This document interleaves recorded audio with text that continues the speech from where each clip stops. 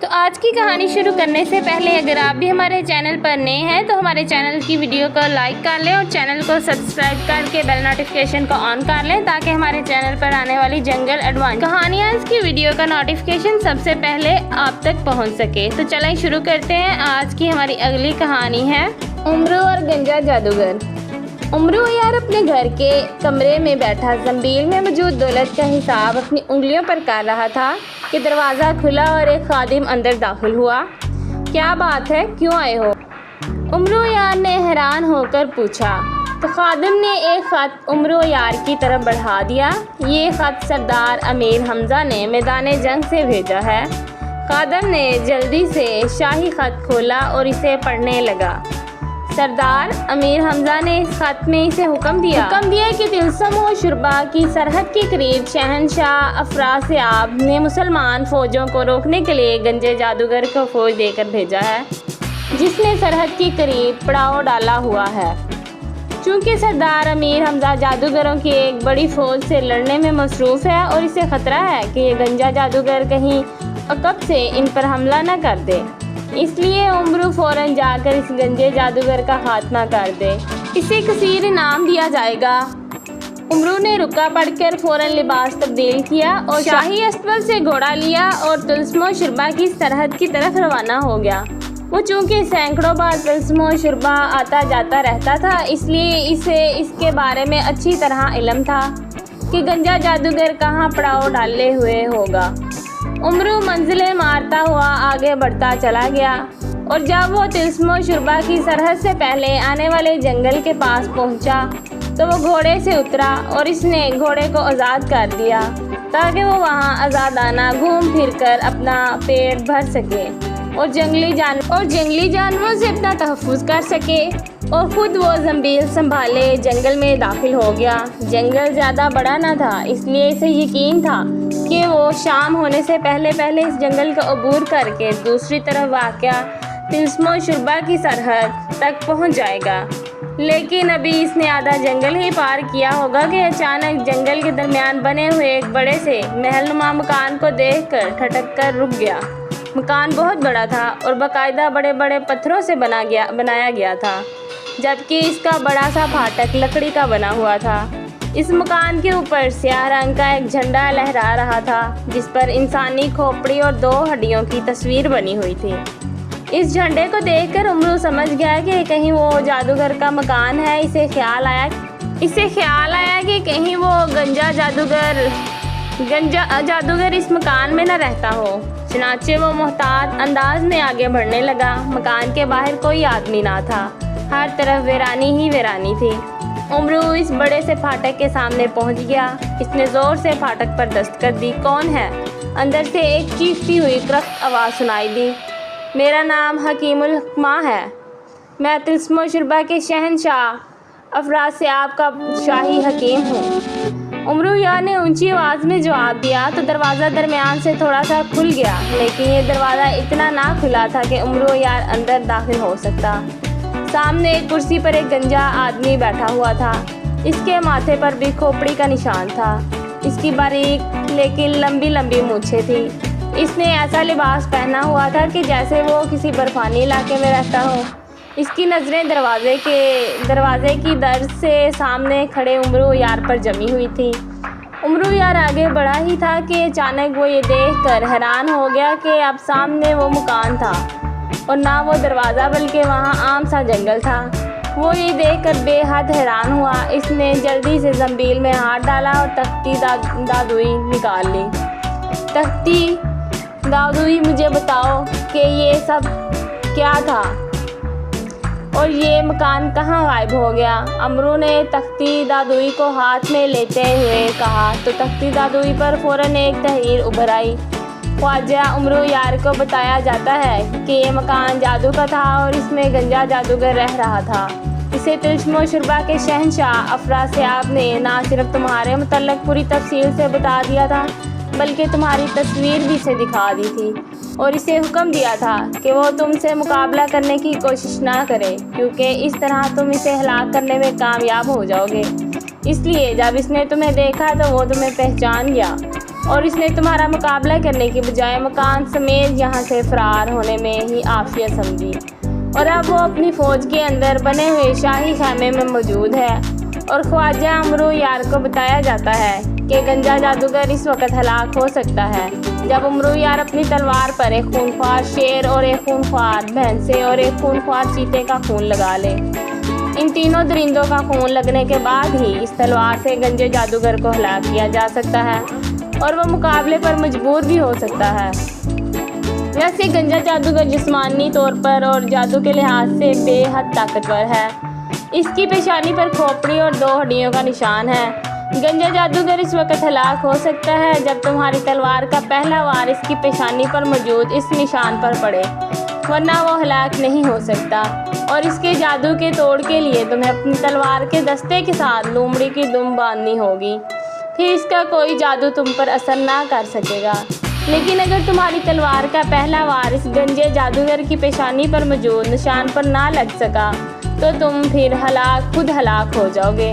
اس لیے یہ سارا کام تم نے اپنی عقل اور عیاری سے کرنا ہے کہ تینوں درندوں کے خون سے بھری ہوئی تلوار کا پہلا وار اس گنجے جادوگر کی پیشانی پر لگے ہوئے نشان پر پڑے، تب یہ جادوگر فوراً ہلاک ہو جائے گا۔ عمرو یار نے تحریر پڑھی تو بے حد پریشان ہوا، کیونکہ اتنے خونخوار درندوں سے وہ کیسے لڑ سکتا تھا؟ وہ تو ہمیشہ اپنی عقل اور عیاری سے لڑتا تھا، ورنہ جسمانی طور پر تو وہ بے حد کمزور سا آدمی تھا، لیکن ظاہر ہے اب اسے ایسا کرنا پڑے گا۔ اس نے تختی دادوئی کو زنبیل میں ڈالا اور سوچنے لگا کہ اسے کیا کرنا چاہیے۔ اچانک اسے خیال آیا کہ اس جنگل کے اندر پانی کا ایک بڑا چشمہ اور اس کے ساتھ جوہر ہے جہاں سے تمام درندے پانی پیتے ہیں۔ اگر وہ وہاں پھندا لگا دے تو یہ درندے پانی پینے آئیں گے اور پھندوں میں پھنس جائیں گے اور وہ انہیں آسانی سے ہلاک کر دے گا۔ چنانچہ اس نے درختوں کی لچکدار لیکن انتہائی مضبوط شاخیں توڑی اور پھر وہیں بیٹھ کر اس نے 5 مضبوط پھندے بنائے، جن میں 4 بڑے اور 1 چھوٹا پھندا تھا۔ پھر وہ ان پھندوں کو اٹھا کر چشمے کے پاس پہنچ گیا۔ اسے معلوم تھا کہ بڑے جانور جوہر کے کھلے حصے کی طرف سے آ کر پانی پیتے ہیں، جبکہ چھوٹے جانور جوہر کے تنگ حصے کی طرف آتے ہیں۔ چنانچہ اس نے چھوٹا پھندا تو تنگ حصے کی طرف لگا دیا، جبکہ بڑے پھندے اس نے جوہر کے کھلے حصے کی طرف علیحدہ علیحدہ لگائے اور خود ایک درخت پر چڑھ کر بیٹھ گیا۔ تھوڑی دیر بعد اس نے لومڑیوں کے گروہ کو تنگ حصے کی طرف پانی پینے کے لیے آتے ہوئے دیکھا تو وہ بے حد خوش ہوا کہ ان میں سے کوئی نہ کوئی لومڑی تو یقیناً چھوٹے پھندے میں پھنس جائے گی، اور وہی ہوا۔ ایک لومڑی اس پھندے میں پھنس کر چیخنے لگی تو باقی لومڑیاں بھاگ گئی۔ عمرو یار فوراً درخت سے نیچے اترا اور دوڑتا ہوا اس پھندے میں پھنسی لومڑی کی طرف بڑھ گیا۔ اس نے تیزی سے تلوار کھینچی اور اس لومڑی کو ہلاک کر دیا۔ پھر اس نے اس کی دم کاٹی اور اپنی تلوار کے دستے سے باندھ دیا اور ایک بار پھر واپس جا کر درخت پر چڑھ کر بیٹھ گیا۔ تھوڑی دیر بعد 4 بھینسے پانی پینے آئے تو ان میں سے ایک بھینسا بڑے پھندے میں پھنس گیا۔ اس نے نکلنے کے لیے بڑا زور لگایا لیکن نکل نہ سکا۔ جب باقی بھینسے بھاگ گئے تو عمرو یار درخت سے نیچے اترا اور اس نے پھندے میں پھنسے ہوئے بھینسے کی گردن تلوار سے کاٹ دی۔ اس طرح اس کا خون اس کی تلوار پر لگ گیا۔ تھوڑی دیر بعد ایک چیتا بھی اسی طرح پھندے میں پھنس گیا اور عمرو یار نے اسے بھی ہلاک کر دیا۔ پھر شیر پھنسا اور عمرو یار نے اسے بھی ہلاک کر دیا۔ اس طرح اس کی تلوار پر شیر، چیتے اور بھینسے کا خون لگ گیا تھا اور اس نے شرط کے مطابق تلوار کے دستے پر لومڑی کی دم بھی باندھ لی تھی، اور یہ سب کچھ اس نے اپنی عقل سے کر لیا تھا، ورنہ وہ ان میں سے کسی ایک درندے کے ساتھ بھی لڑنے کا قابل نہ تھا۔ جب یہ سب کچھ ہو گیا تو عمرو یار تلوار اٹھائے آگے بڑھا اور جنگل پار کر کے جیسے ہی وہ کھلے میدان میں آیا، اس نے دیکھا کہ وہاں دور دور تک خیمے لگے ہوئے تھے اور وہاں جادوگروں کی فوج موجود تھی۔ درمیان میں ایک بڑا خیمہ تھا جس پر وہی سیاہ رنگ کا جھنڈا لہرا رہا تھا، جس پر کھوپڑی اور ہڈیوں کا نشان موجود تھا۔ عمرو یار سمجھ گیا کہ یہی اس گنجے جادوگر کا خیمہ ہے۔ وہ جیسے ہی فوج کے قریب پہنچا، بے شمار جادوگر تلواریں لہراتے ہوئے اکٹھے ہو کر اس کی طرف لپکے۔ خبردار، رک جاؤ، میرا نام خواجہ عمرو یار ہے، میرا مقابلہ صرف گنجے جادوگر سے ہو سکتا ہے، عمرو نے چیختے ہوئے کہا تو سارے جادوگر رک گئے۔ اسی لمحے اس جھنڈے والے خیمے کا دروازہ کھلا اور وہی گنجا جادوگر باہر نکل آیا اور اس کے ہاتھ میں ایک بڑی سی خوفناک تلوار تھی۔ آخرکار تمہاری موت تمہیں یہاں کھینچ ہی لائی عمرو یار، اس گنجے جادوگر نے باہر آ کر چیختے ہوئے کہا۔ یہ تو اللہ جانتا ہے کہ کس کی موت آئی ہے، لیکن تم جیسا بزدل جادوگر میں نے پہلے کبھی نہیں دیکھا جو مجھ جیسے کمزور سے آدمی کو دیکھ کر خوف سے فرار ہو جائے۔ امرو یار نے کہا، ایسا میں نے افرا سے آپ کے حکم پر کیا تھا، ورنہ تم جیسے مچھر کو تو میں صرف پھونک مار کر اڑا دوں۔ گنجے جادوگر نے چیختے ہوئے کہا، تو پھر آؤ کرو مقابلہ، پھر دیکھو تم بہن سے اس مقابلے میں کامیاب ہوتے ہو یا میں مچھر۔ امرو یار نے اس کا مذاق اڑاتے ہوئے کہا تو گنجے جادوگر نے آگے بڑھ کر اپنا ایک ہاتھ ہوا میں اٹھایا اور اسے زور سے امرو یار کی طرف جھٹکا۔ اس کے ہاتھ سے آگ کی لہریں نکل کر امرو یار کی طرف بڑھی، لیکن امرو یار مطمئن کھڑا رہا کیونکہ اسے معلوم تھا کہ اس کی تلوار کے دستے سے لومڑی کی دم بندھی ہوئی ہے، اس لیے اس پر جادو کا اثر نہ ہوگا، اور وہی ہوا۔ آگ کے شعلے امرو یار کے قریب آ کر بجھ گئے۔ اب تو گنجا جادوگر غصے کی شدت سے پاگل ہو گیا۔ اس نے مسلسل امرو یار پر جادو کے حملے کرنے شروع کر دیے، انتہائی خوفناک حملے، کبھی انگاروں کی بارش، کبھی خوفناک تیروں کی بارش، کبھی بڑے بڑے پتھروں کی بارش، لیکن امرو یار اس سب سے محفوظ اپنی جگہ سے ہی سلامت کھڑا رہا۔ جب گنجا جادوگر اپنی جادو کے حملوں میں ناکام ہو گیا تو اس نے تلوار سنبھالی اور پوری قوت سے آگے بڑھ کر امرو یار پر حملہ کر دیا۔ رک جاؤ، پہلے میری بات سن لو، امرو یار نے پیچھے ہٹتے ہوئے کہا تو گنجا جادوگر رک گیا۔ کیا بات ہے؟ گنجے جادوگر نے حیران ہو کر کہا، تمہارے سارے حملے ناکام ہو گئے ہیں، میں چاہوں تو ایک لمحے میں تمہیں ہلاک کر دوں، لیکن میری ایک تجویز ہے، اگر تم اس پر عمل کرو تو میں خاموشی سے واپس چلا جاؤں گا، اور وہ تجویز یہ ہے کہ تم مجھے اپنی کلائی پر تلوار کا ایک معمولی سا زخم لگانے دو تاکہ میں اپنے سردار کو بتا سکوں کہ میں نے واقعی تمہارا مقابلہ کیا ہے، ورنہ وہ یقین نہیں کرے گا، اور میں ایسا اس لیے چاہتا ہوں کہ میں کسی گنجے کو ہلاک نہیں کرنا چاہتا، کیونکہ مجھے ایک بزرگ نے بتایا تھا کہ جب میں نے اس گنجے کو ہلاک کروں گا تو میری زندگی کے 10 سال کم ہو جائیں گے۔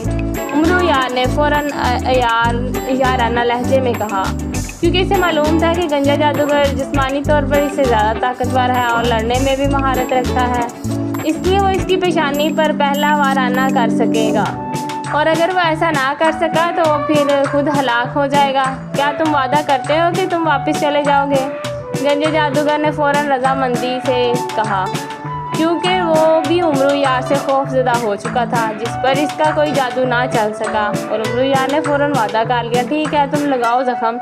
گنجے جادوگر نے آگے بڑھتے ہوئے کہا، اور ساتھ ہی اس نے اپنا ایک ہاتھ آگے کر دیا، فکر نہ کرو، صرف ہلکا سا زخم لگاؤں گا، بس تمہیں تھوڑی سی تکلیف ہوگی، امرو یار نے کہا، اور اس کے ساتھ ہی اس نے تلوار کو آگے بڑھایا۔ جیسے ہی وہ اس گنجے جادوگر کی کلائی پر زخم لگانا چاہتا تھا، لیکن پھر اس کی تلوار ٹھیک گنجے جادوگر کی پیشانی پر موجود کھوپڑی اور ہڈیوں والے نشان پر پڑی، اور چونکہ تلوار پر بھینسے، شیر اور چیتے کا خون لگا ہوا تھا، اس لیے جیسے ہی تلوار اس نشان پر پڑی گنجا جادوگر بری طرح چیختا ہوا نیچے گرا، چند لمحے تڑپنے کے بعد ہلاک ہو گیا۔ اس کے ہلاک ہوتے ہی اس کی ساری فوج بھی غائب ہوگی۔ میرا نام جادوگر تھا، میں بے حد طاقتور جادوگر تھا، مگر امرو یار نے مجھے یاری سے ہلاک کر دیا۔ گنجے جادوگر کی روتی ہوئی آوازیں سنائی دی اور امرو یار بے اختیار خوشی سے ناچنے لگا، کیونکہ اسے معلوم تھا کہ اب وہ سردار امیر حمزہ سے اس گنجے جادوگر کی ہلاکت پر بہت بڑا انعام حاصل کرے گا۔ اس نے گنجے جادوگر کی گردن کاٹی اور اسے زنبیل میں ڈال کر واپس جنگل کی طرف مڑ گیا۔ وہ خوشی سے اچھلتا ہوا آگے بڑھتا چلا جا رہا تھا۔ اس طرح کی مزید اور جنگل ایڈونچرز کہانیاں کی ویڈیوز دیکھنے کے لیے ہمارے چینل کو سبسکرائب کر کے بیل نوٹیفیکیشن کو ضرور آن کریں تاکہ ہمارے چینل پر آنے والی کہانیاں کی ویڈیو سب سے پہلے آپ تک پہنچیں۔